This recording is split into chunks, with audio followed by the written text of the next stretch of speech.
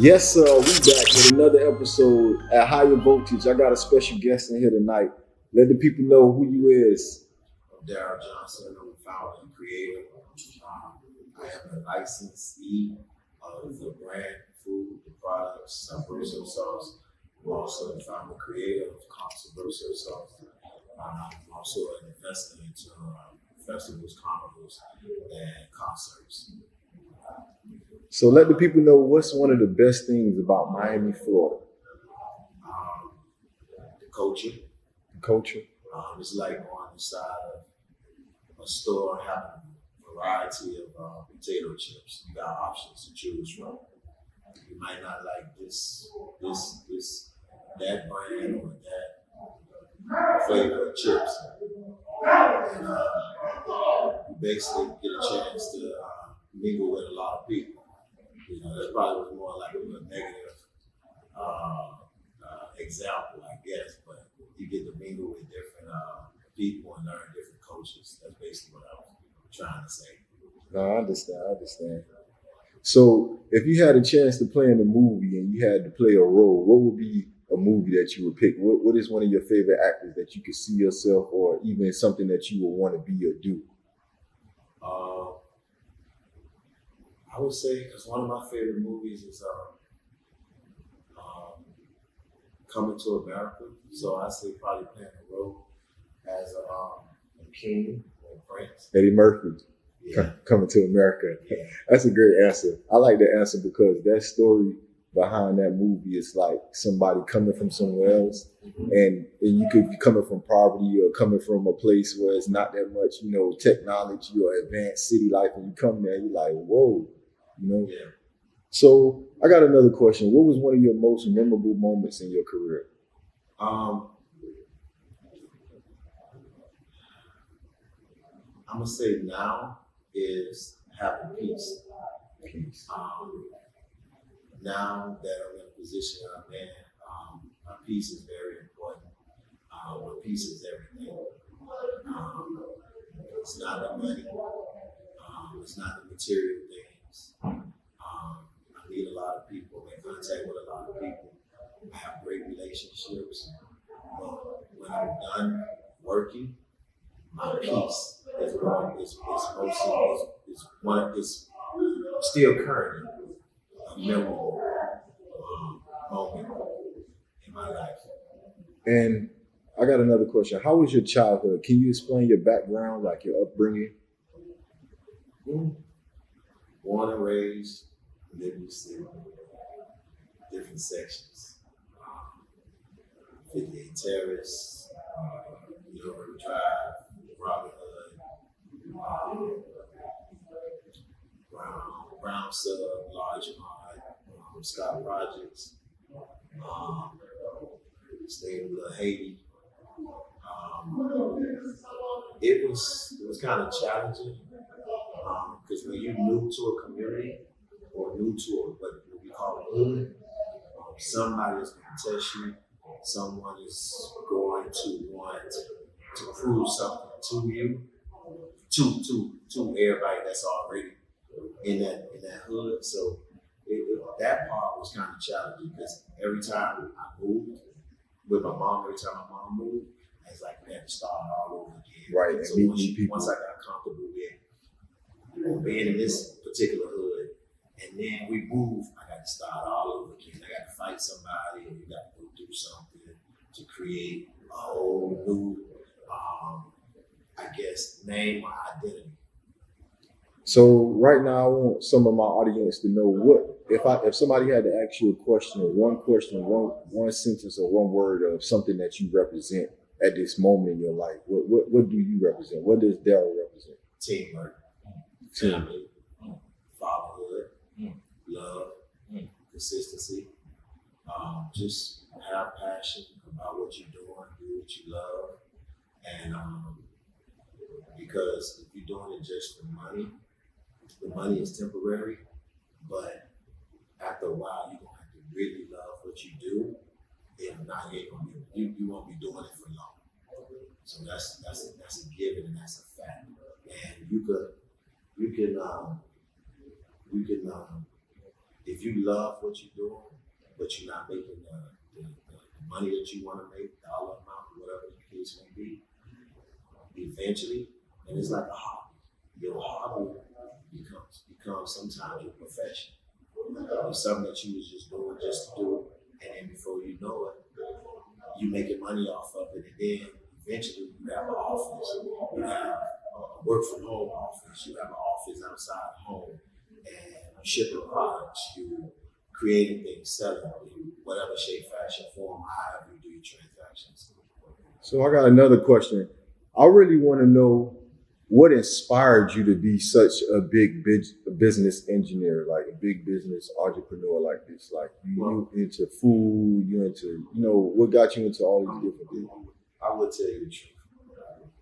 My daddy's side, the Adams family, they was business people. They owned large farms, supplied in Georgia, supplied a lot of the Caucasian, the whites. They own businesses, they own stores and stuff like that. They supplied them with produce. My mother's side of the family, which is my grandfather, Lonnie Johnson, he used to give conch away to the kids. He used to sell them in large amount projects. So I went to him and I asked him to teach me how to make some dice. They was craps, gamble with, but it was trick dice. Right. He told me that, he said he wouldn't teach me.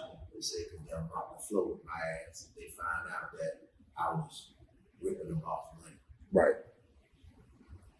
We trick dice. Right. So I felt bad. I didn't know what to say. Just sat there. I stood there. I said, well, you'll teach me how to make that thing that you do? He said, what? I said, that stuff that be in the job. Come say. He said, I said, you don't know how to do that? He said, I'll teach you that. And I just wanted to make something. That's amazing. That's a testimony. I'm sorry to interrupt you, but I like that. But go ahead. So I said, come Saturday, and to be honest with you, I just wanted to make money because I was about to graduate from high school and I wanted to go to college, but I wasn't for sure at the time. So that's how I got started.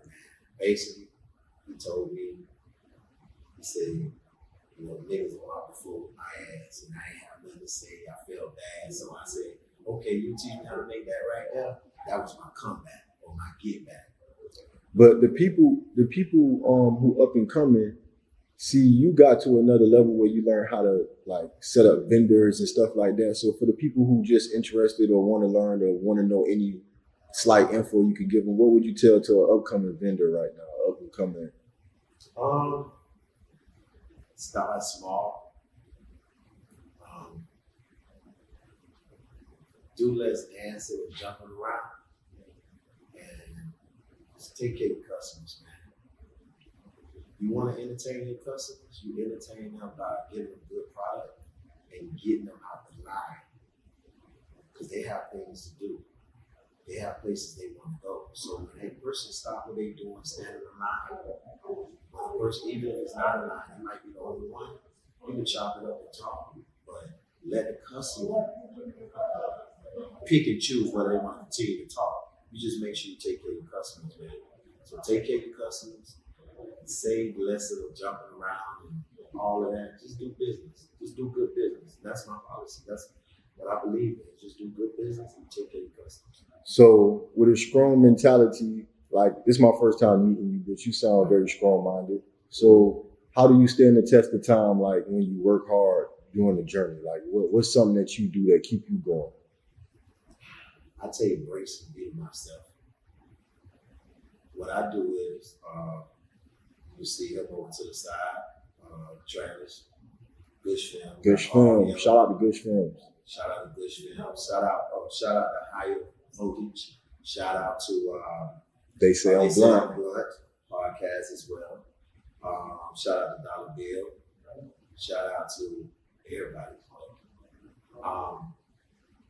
What I do is, each one of them, I have a couple of OGs. When I say OGs, they older guys. They retired. They business people. They just older people, and I reach out to them to let them know that if I have something going on, or if I'm going through something, then I go and see to myself, and I just go ahead and relax and really, think about what I need to do and clear my mind. That will help me stay focused. Yes, sir. We'll be back with another episode of Higher Voltage. We got Daryl in the building, big time special guest. Yes, sir. We back from a commercial break on Higher Voltage. We got a special guest in here. You already know. So we back. So I got a couple questions for you, man.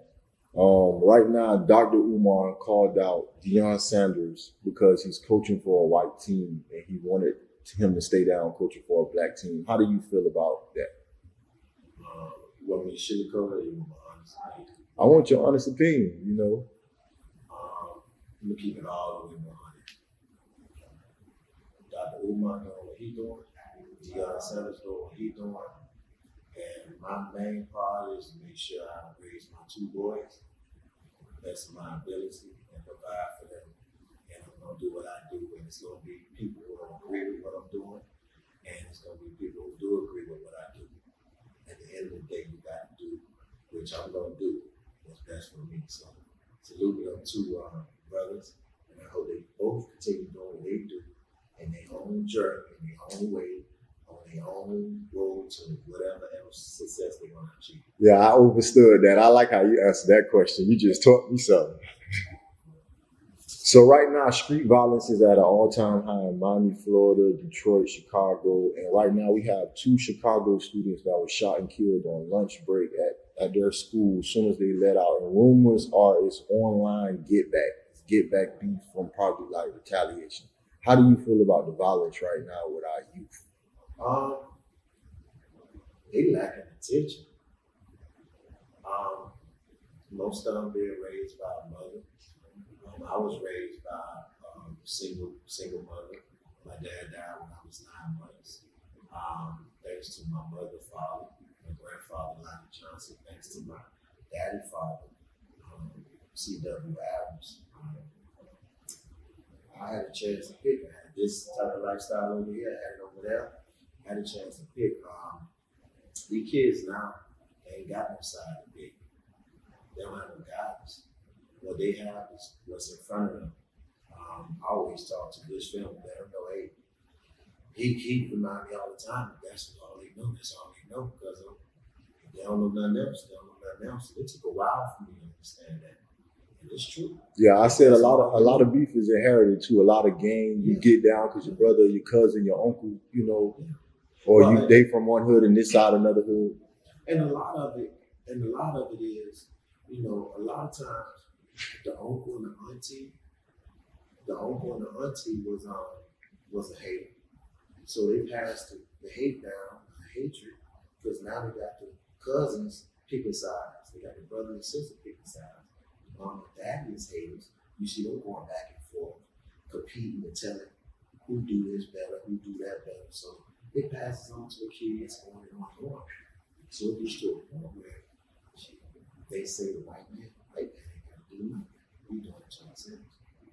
All right, so I want to get back to the business because I love how humble you are, and I really want the people to understand. Yeah. Sometimes, people. I gotta let the people understand some more info though. Right now, right now you're doing business overseas with import and export. Like, explain to the people some of the details and tactics that you got to go through to even be a person to deal with import and export with overseas business. You don't have to be a certain. Well, I'm not gonna say you have to be a certain type of person. It requires time. You have to deal with I wouldn't say the government because they work for the government, but it's a department.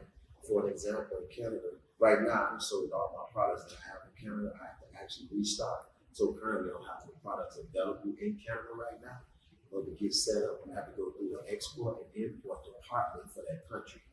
It's a little more. If I go to talking codes, I'm gonna lose people on it because it's gonna become boring with the conversation because they don't know.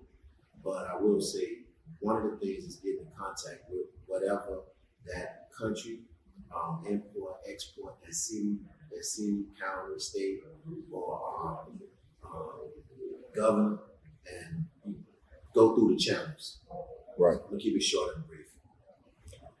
So I know. I want to know two things. This is a double question. What are some things you're good at, and then what's something you're not so good at?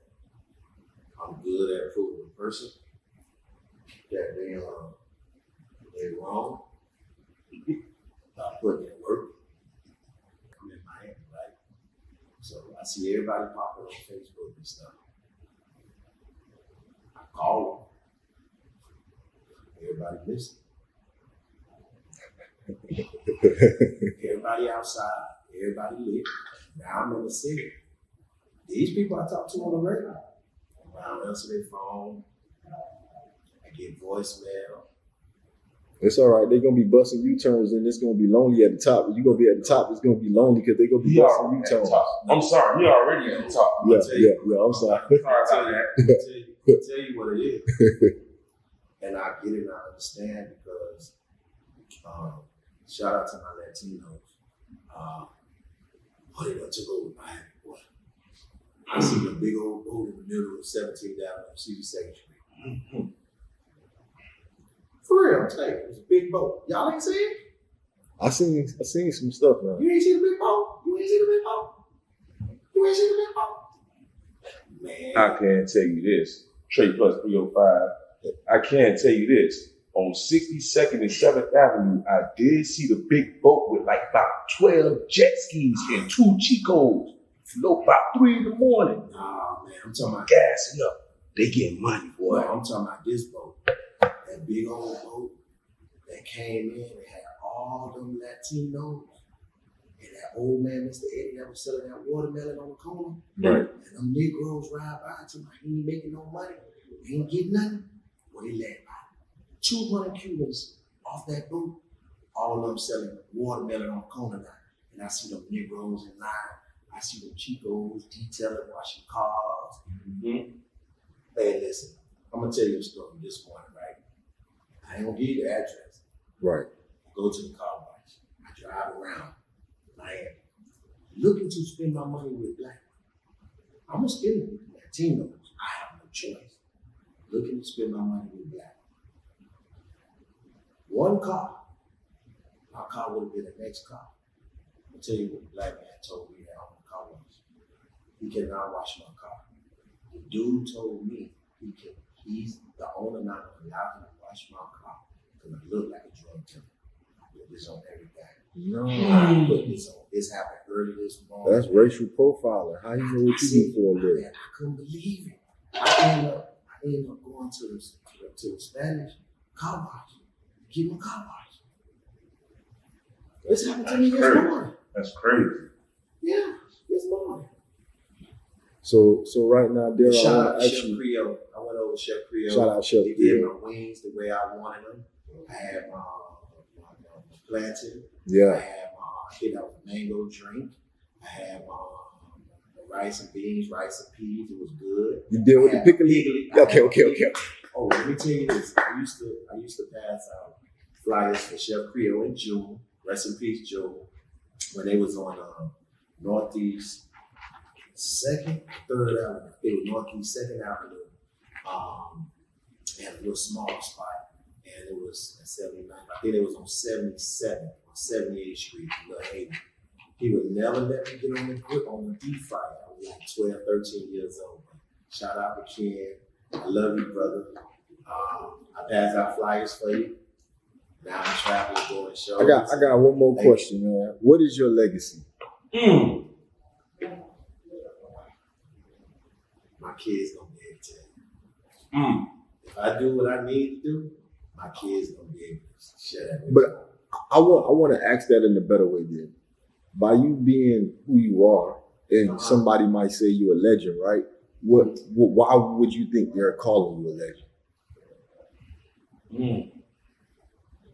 Honestly, I'm gonna think they're being funny. I mean, people glorify status, people glorify ownership, people glorify mind frames, and you are in that status of all three. So I'm just asking why.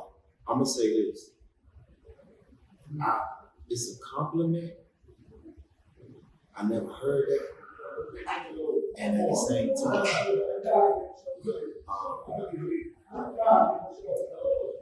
I'm gonna think they being funny because my money comes south. Right. So unless I tell you, you're not gonna really know. Yes, sir. We back. Higher voltage. I got a special guest in here, and we vibing out, man. I'm really liking this interview right now. So I got another question for you, Dale, right now. What's a shocking fact about yourself that a lot of people don't know? I like to share information, and sometimes sharing information it sounds like I'm bragging. Right. Sometimes sharing information, people think you know it all. Right. And sometimes sharing information, you become the enemy. Right. So, it's one of the things where you're excited because you know something and you want to share it.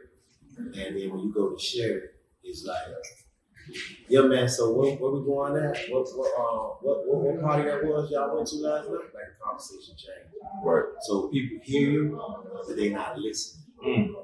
So how does that feel sometimes?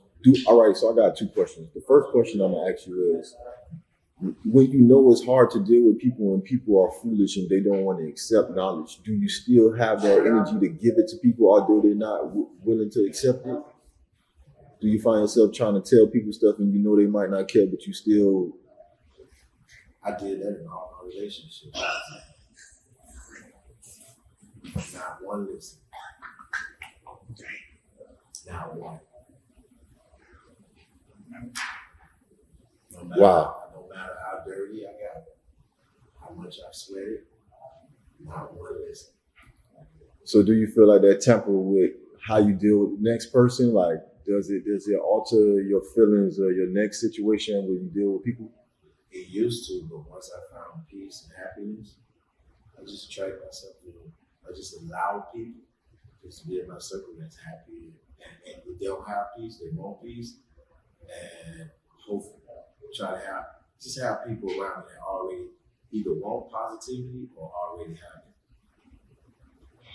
So I got another question for you. This is the big question. I know it's kind of like, cliche. Everybody asks this question. What do you see yourself like 5 to 10 years, 7 years from now? 5 to 10 years from now. Besides here on Earth living, I'm still be living. Honestly, I'm already happy, man. Yeah. I really enjoy what I do. I love traveling, doing shows, conferences, concerts. I love investing my money. I love sharing information with people who are open and willing to listen. LISTEN. Most people not going to do it. Right. Most people don't listen to people who failing in life. Most people don't listen to people who run in groups, who run with trends. It's just what it is, man. But I'm already doing what I'm doing now. I see myself doing 10 years from now, maybe less, and probably relaxing more. But other than that, I see myself 5, 10 years from now, 7 years doing the same thing. Okay. How do you feel like you can make a difference in the world, or what did you do thus far to make a difference in the world? How can I make a difference in this world? Yeah. Or what have you done thus far? Like, I know you're into the food industry with the business of the food. Is feeding people a part of some of the things? I did a lot of charity over the years, and with doing charity, once the people eat or get their plate, they go. Once I feed my kids, they get to carry on with positive energy. So for me, making sure I do right with my kids, that's my give back to the world. Like, okay, while I'm here and when I leave, my kids get to continue to add on something positive to life. Yeah. Well, that basically sums up another one of my questions, your purpose, because I know that's basically in the same vein. That's your purpose. You're doing it for your family. All right. So how and where can people find out more about you and your business? Other than going to the website, sabrosasauce.com, to order products, that's it. My business, social media and stuff, it links you to my website. But other than that, I'm in an industry. I'm in an industry where I don't have to personally promote. You click it. Go. Yes, sir. We back at Higher Voltage. You already know we vibing, man. We in our last segment right now, just vibing Mr. Dow right now. And right now, I want to get into some more business about the carnivals and the festivals that you. What would you like to know about it? Just like the basics, like what part of the festivals that you basically base your business on, and how you target, how you market to your customers. Just do good business, take care of the customers like you're doing any other business. The challenging part about doing festivals, carnivals, and concerts is traveling. You have to have money. You have to have more money for emergencies. You have to have more money for. You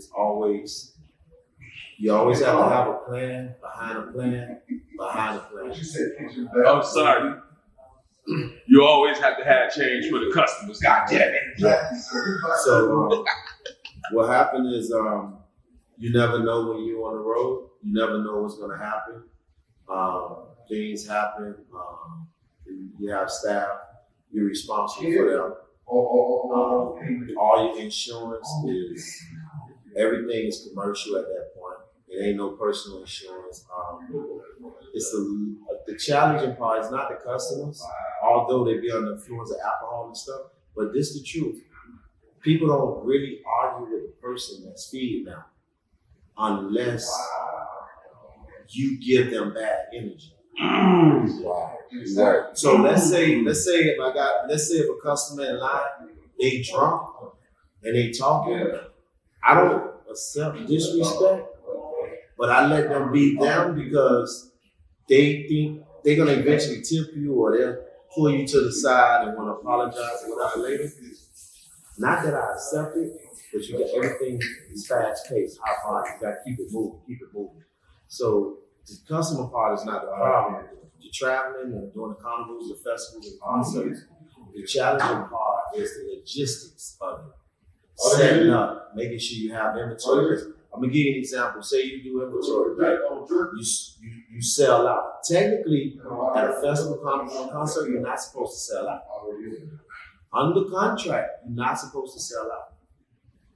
The last day is fine, but while the festival, concert, or carnival going on, you're not supposed to sell out. So technically, if you ever see me on social media saying I'm sold out, that's because I put up good numbers. But technically, I really didn't sell out. I always have extra inventory. So everything is always plan A, plan B, plan C. And I call it a fuck me bill. When you go somewhere, you could be pulling your concession, shit break on you. It's the fuck me bill. Something that happened without you even. You just went 10 miles down and something broke and it's $200. Now you don't find out until you arrive in that city or that county or that state.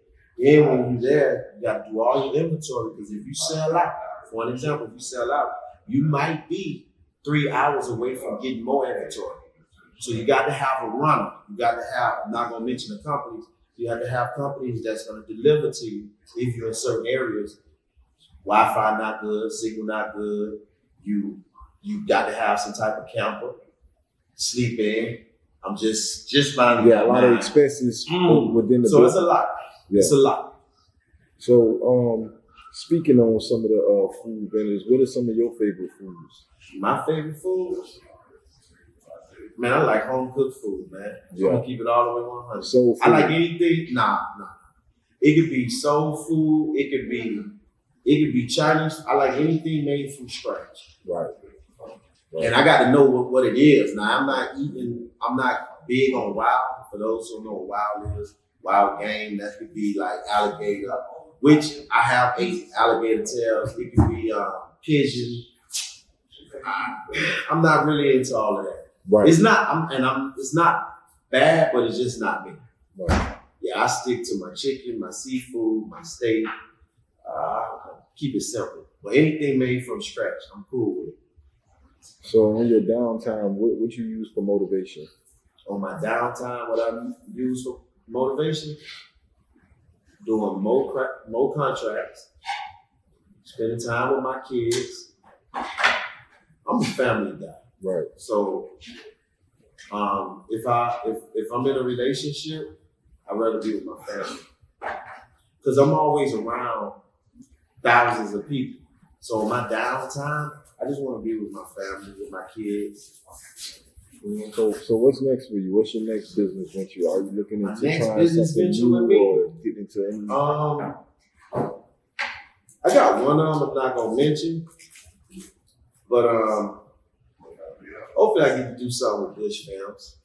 Gush Films, shout out Gush Films. Okay, that's what's Hopefully up. I get to do something. That's what's up. So you want to get more into the business with the photography and the film? No. Well, I was being what y'all call humble. I want to get him over where I'm at. Right. But I didn't say that. Right. That's why I said I So want you to do something with collaborating him. with your partner, but that's what he do. My He cousin. do for your cousin. Yeah. Right. That's what's up, man. That's what's up. Yeah, I want to do something, man. Eventually. So what's some of your favorite music nowadays in 2024? What is on your Old playlist? school, jazz, gospel. Or what you bumping in the gospel? The typical Marvin Sapp, Yolanda Adams. Same old. Same old. Yeah. I try to get into the rap gospel, but I ain't there yet. Yeah. Is you still listening to rap at all? A little bit? I listen to rap on by. Yeah. I listen to it. Right. I'm gonna be honest with you, man. You come from the projects and work hard, man. It's old to I ain't you. trying to hear nothing about Yeah. You tired of it. hear nothing about no nigga kill nobody. Yeah. Exactly. Yeah, you tired of it. It's played out. I mean, I don't knock You ain't it. getting no money from it. I got family members that do it, but that just ain't my thing. Right. And that's one thing I told my son. I said, man, I support you in anything you do. I beg you, please just don't rap. Wow. It was God. that bad. God. I mean, A lot of parents are like that though. I'm gonna tell They don't want their child to be a rapper because they know. I will tell you why, right? It's not the rap, you shiesty. It's not the lyrics of the music. It what goes on behind the scenes. Right, the industry. Yeah. I done seen and heard enough. Like, I'm gonna tell you an example, right? I ain't gonna say no artist name, but a lot of them, what they doing, they posting a lot of videos, like they giving people information or motivational stuff. That's so they can go viral to keep paying their bills. Right. And I'm not knocking it. That's why they post and say, I bought this today. I bought that today. They not telling you what steps to take. And I'm not even talking about get what they have. They're not really giving you no detailed steps on what to take or what actual direction to go in To get to the to maybe accomplish what you want, not what they want. I get what they're doing, right. but all they doing, I'm gonna give you an example. How would you feel? Let me see. I gotta be careful, make sure I'm talking about. Nah, you can keep it politically correct. I'm gonna give you an example, right? Say you grew up with a person, right? Right. And let's say they making it whatever. Y'all was actually friends before they became, I'm gonna use rappers. Then the person blow up, y'all still friends and cool and everything. He know you got a talent and a gift. I'm gonna use entertainment for an example. And every time you see him, he say, hold on, homeboy, I'm working on something, I got you. Nigga been telling you that shit for 10 years. I think you need to find a God damn. You need to find another homeboy. That's not your homeboy. You his The whole homeboy. He decade. not your homeboy. Right. So basically what you're saying is it's a lot of times where so basically what you're saying is it's a lot of times that you arrive for people that won't even walk for you. No, what I'm saying is, what I learned from being in Miami, This is a very selfish city. Yeah, it's definitely a selfish city. And Blacks ain't competitive going city nowhere. too. Shout out to my Latinos again. Shout out to the Latinos, the Chicos. The blacks ain't going nowhere. And what you need to do, you need to find some new homeboys and new homegirls. Because running with them trends ain't gonna help you. You gotta get you some money. You gotta put some work in. So basically, if it ain't that I ride for people that won't walk for me, you basically just saying get straight to the point. If it's 5 homeboys and 4 of them broke, then you finna be the 5th broke one. If it's 5 homeboys and 4 of them get to the money and hustlers and rich, then you finna be the 5th one on the same verge. Nah, that's the biggest lie. That's the biggest lie.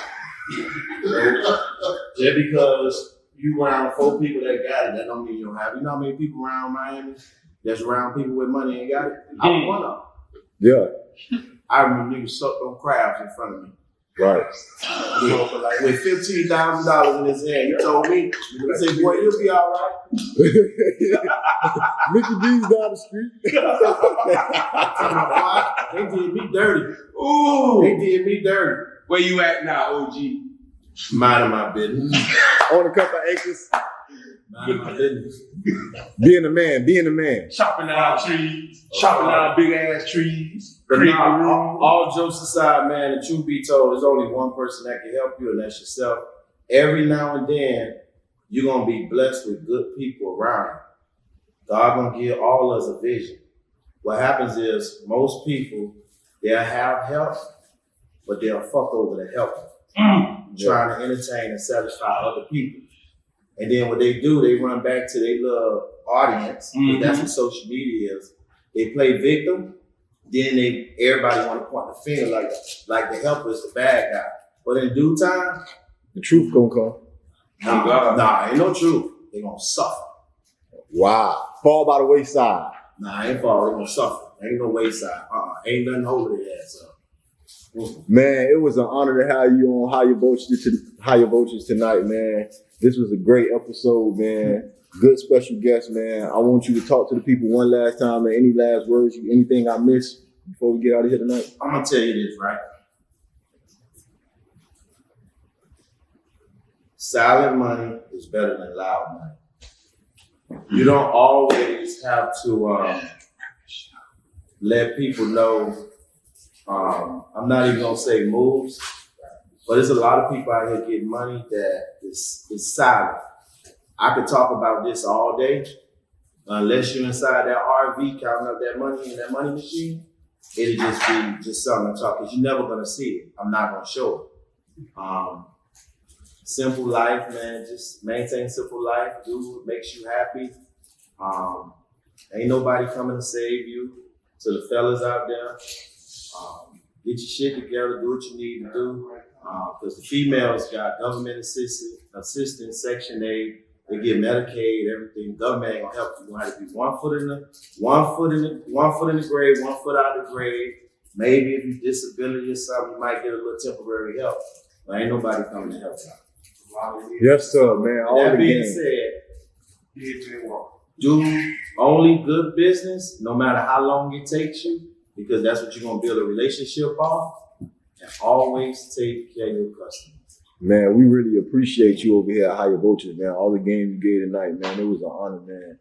And I just want to say thank you for coming through tonight, man. Higher Voltage, man. All the Voltage family out there, y'all like, subscribe, comment, and tap in, man. Bless up.